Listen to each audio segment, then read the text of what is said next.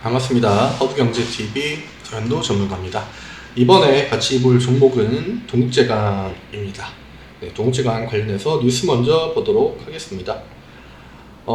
지금 뭐 시장 전체적으로 마찬가지지만 전 업종의 거의 대부분의 일부 테마사 업종을 제외하고는 안 좋은 소식들이 좀 굉장히 많이 들리고 있습니다. 이것은 시장 분위기가 지금 굉장히 좋지 않기 때문에, 광고 같다네요. 좋지 않기 때문에 이러한 뉴스들이 좀 쏟아지고 있는 것이 아닌가. 그리고 세계 경제 중심에 있는 이제 미국이 금리를 인상하면서 금리를 좀 큰 폭으로 올렸죠.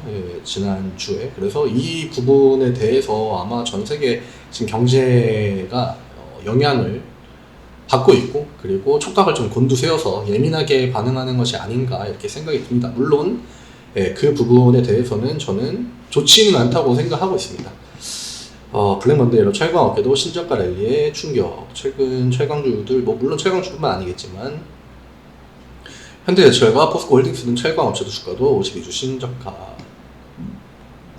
지금 원자재 가격이, 저는 이게 사실 안정을 보인다? 안정을 보인다라고 보기에는 조금 힘들 것 같습니다. 이게 추후에 어쨌든 간에 인플레 끝자락에는 항상 원자재 가격의 그 폭락과 함께 경기 침체로 전환되는 장면들이 많이 나왔었거든요.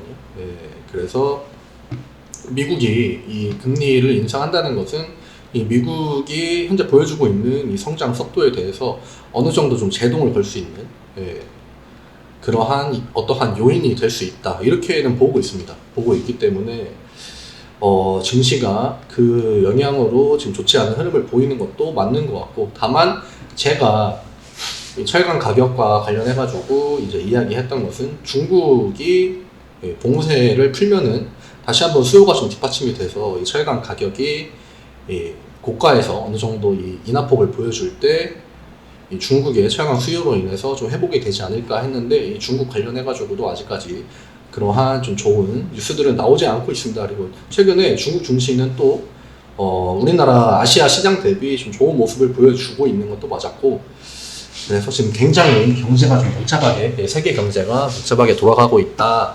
그래서 많은 주주분들이 지금 셈법을 하는 그 속도가 좀 빨라지셨을 것 같긴 합니다. 철강업계의 세 곳은 전날 주가가 평균 5.4%, 사실 철강업계뿐만이 아니라 대부분의 종목들이 큰 하락폭을 보이고 있습니다. 이것은 결국에는 이 경제의 기반으로 주식시장이 움직이기 때문에 그러한 영향을 좀 받고 있지 않나. 근데 사실 아직까지 성장이 진짜 엄청나게 저하됐다, 뭐 나라의 경제들이 진짜 좋지 않다, 딱 바로 데이터로는 나오지 않습니다만 이게 추세라는 게 있기 때문에 경제가 이 정도로 좀 하락할 것 같다, 혹은 좋지 않을 것 같다 하면은 이 미래를 예상하고 이미 투자해서 좀 발을 빼는 거죠. 이 부분에 지금 시장이 좀 포커스가 맞춰져 있습니다. 그래서 아마 이 미국의 경제 지표들이 어떻게 발표되느냐에 따라서 시장의 방향이 좀 크게 변동성을 보여줄 것 같고요. 철강 업계 역시 경기에 민감한 섹터이기 때문에 그러한 좀 지표들이 발표될 때마다 아마 변동성을 좀 크게 보여주지 않을까, 그렇게 생각하고 있습니다. 주가 한번 보겠습니다. 오늘 일단은 증시가 모처럼 만에 하락의 움직임을 크게 보여주지 않고 기관이 좀 지수를 끌어올려주면서 방어했습니다. 다만 이 반등이 저는 기술적 반등에 좀 더 가깝지 않을까. 왜냐하면 최근에 지수를 얻누르던 외국인들이 매수로, 이 코스피 시장에서 매수로 전환한 건 아니기 때문에 오늘도 약간 금융투자 쪽에서, 기관이죠, 금융투자 쪽에서 지수를 좀 방어해줬다. 결국 외국인이 매수로 완전하게 돌아서진 않았다, 그렇게 보고 있습니다. 지금 주가가 14,000원 부근에서 좀 힘겹게 버텨주고 있습니다. 지금 미국 선물 지수가 나쁘지는 않은데 최근에 우리나라 시장이 이 나스닥의 이 반등 기조에는 크게 동참하지 못하고 있습니다. 최근에. 왜냐면은 나스닥이 반등을 하고 다음날 또 외국인들이 매도를 해가지고 계속 지수를 상방으로 올리려고 할 때 이거에 대해서 브레이크를 걸고 있는 상황이기 때문에 나스닥의 좀 반등이 그냥 우리나라 시장을 하루 정도 더 버티게 하고 있지 않나, 이 정도로 보고 있습니다. 그래서 이 나스닥이 혹시나 오늘 뭐 반등이 크게 나온다고 했을 때 저는 내일 아침에 큰 기대는 하지 않을 것 같고요. 큰 기대는 하지 않겠습니다만 그래도 시장이 어느 정도 한번 오전으로 올렸다가 오후에 빠진다고 하더라도 하루 정도 버틸 딱 그 체력? 네, 그 정도라고 생각하고 있습니다. 지금 14,000원에서 버텨주고 있는데 결국 저점이거든요. 네, 저점 구간. 오늘 기타법인이 또 역시나 매수를 하지 않았고, 그리고 이 구간에서 사실 이탈이 나온다고 하면은 추세가 저는 어느 정도는 회복하기가 힘들다? 혹은 추세가 무너졌다? 이렇게 생각을 할 것 같습니다. 오늘 수급을 보면은 외국인이 매수를 해주긴 했습니다. 외국인이 매수를 해줬고, 기관이 매도를 했고요. 그 다음에 개인이 일부 매수했습니다만 사실 이 정도는 주가에 큰 영향을 미치지는 못할 것 같고요. 외국인이 매수를 했지만 주가 역시 크게 반등하지 못했다. 네.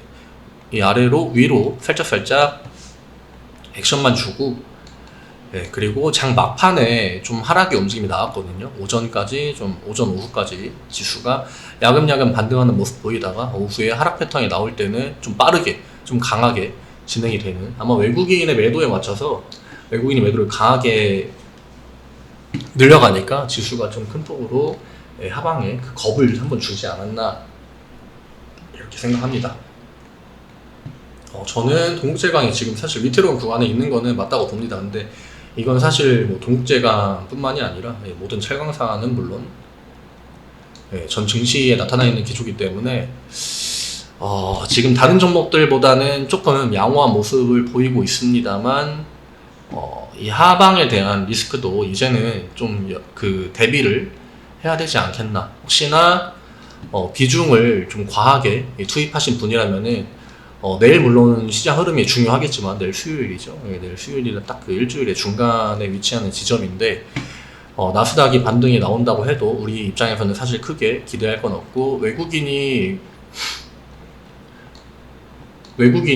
코스피를 매수로 전환한다 내일 혹시나 그러면은 저는 조금 더 볼 것 같긴 합니다. 근데 외국인이 내일 지수가 좀 반등이 나온다고 해도, 반등이 한 번 더 이어서 나온다고 해도 외국인이 매도 포지션에 있다고 하면은 저는 제가 혹시나 뭐 주식을 다방면의 업종의 주식들을 보유하고 있다고 한다면은 주식의 비중을 좀 낮추고 현금의 비중을 좀 올려가지 않을까. 지금 뭐 일부 손실이 발생하는 거는 저라면은 좀 어쩔 수 없다고 생각하고 현금 비중을 조금 더 높여 잡고, 이 추후에 혹시나 지수가 지금 하방으로 밀릴 수도 있는 구간에서 주가가 간당간당 버티고 있기 때문에 하방에 대한 대비도 좀 하는 게 좋을 것 같다고 봅니다.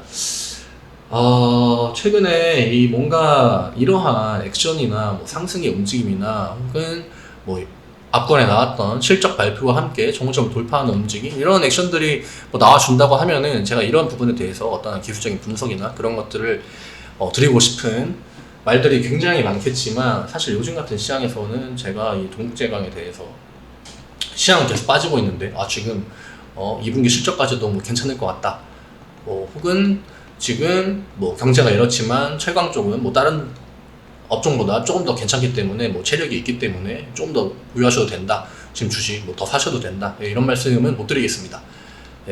못 드리겠고, 이후에 주가가 어느 정도 그 하방의 움직임이 좀 다져졌을 때 혹시나 이탈한다고 하면은 오히려 이때를 지금 차라리 준비하는 게 좀 낫지 않을까, 저는 이렇게도 보고 있습니다. 물론 지금 상황에서 지수가 반등해준다면은 너무나 좋겠죠.